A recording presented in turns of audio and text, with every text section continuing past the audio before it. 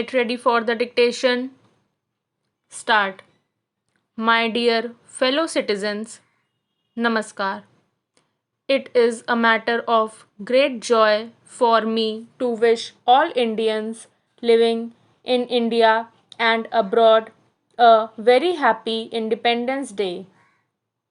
This day has a special significance as it marks the beginning of the 75th year of India's independence, for which Azadi Ka Amrit Mahotsav is being celebrated. My hearty congratulations to you all on this momentous occasion. Independence Day is a festival of freedom for us.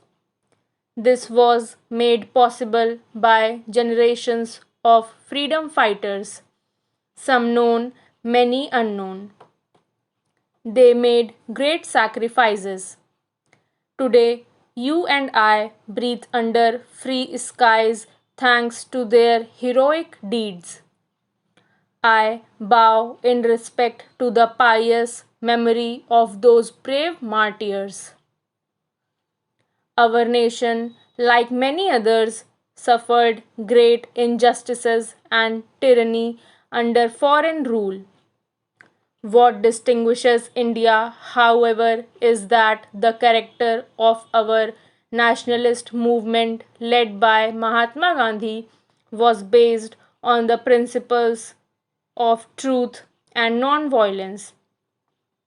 He and all other national heroes provided us with an invaluable blueprint to not only liberate the nation from colonial rule but also to rebuild it.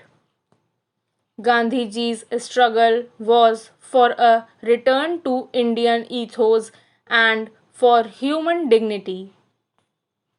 Now, as we look back to the 75-year journey of our republic, we have reasons to be proud of the considerable distance we have traveled.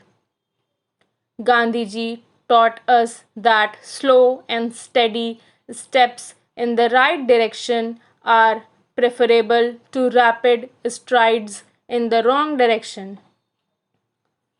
The world looks up at the miracle of India, home to the plurality of traditions and yet the biggest and most vibrant democracy. Dear fellow citizens, in the recently concluded Tokyo Olympics, our sportspersons have brought laurels to the nation with their stellar performances. India has won the highest number of medals in the 121 years of its participation in the Olympics. Our daughters have achieved world class excellence in playgrounds, overcoming many adversities. Along with sports, epoch making changes are taking place in the participation and success of women in all walks of life. From higher educational institutions to armed forces, from laboratories to playgrounds, our daughters are making their mark. In this success of our daughters, I see a glimpse of a developed India to the future. I urge every parent to learn from the families of such promising daughters and provide opportunities to their daughters also to explore avenues of growth. Like last year, this year too, the scale of Independence Day celebration may have been reduced due to pandemic, yet our hearts remain always filled with enthusiasm.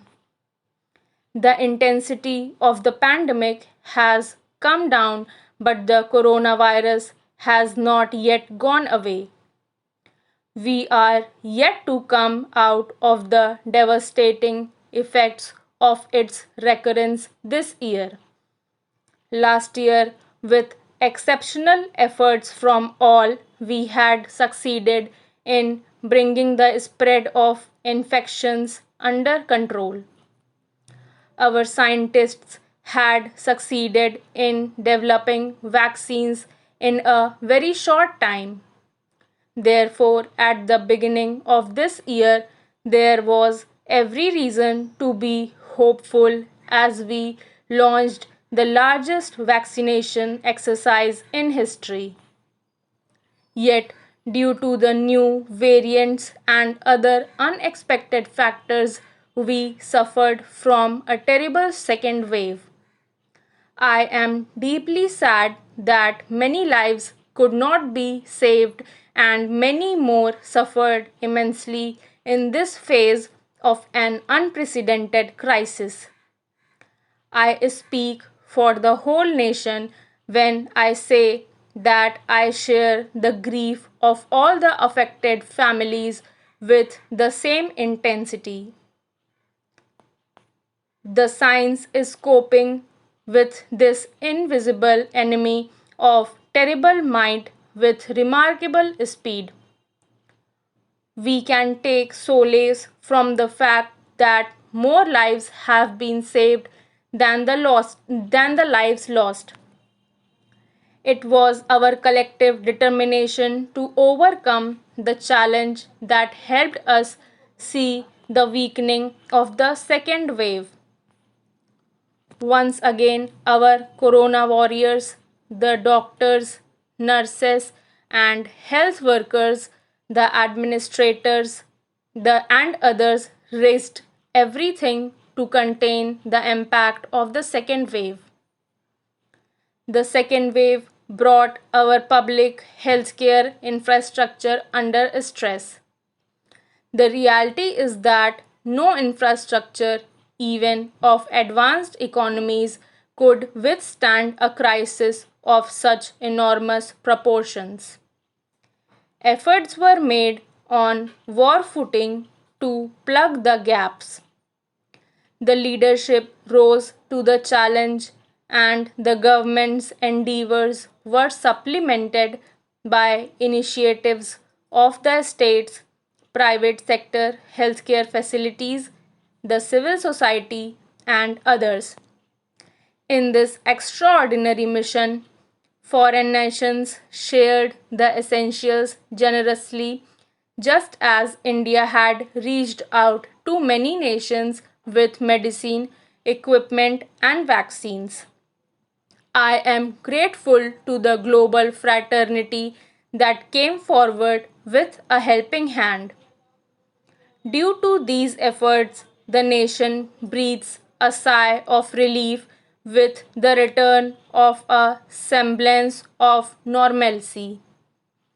If we have learned our lessons well, we know that this is the time of extra care and caution. We shall not let our guard down. Vaccines are the best possible protection science offers to us.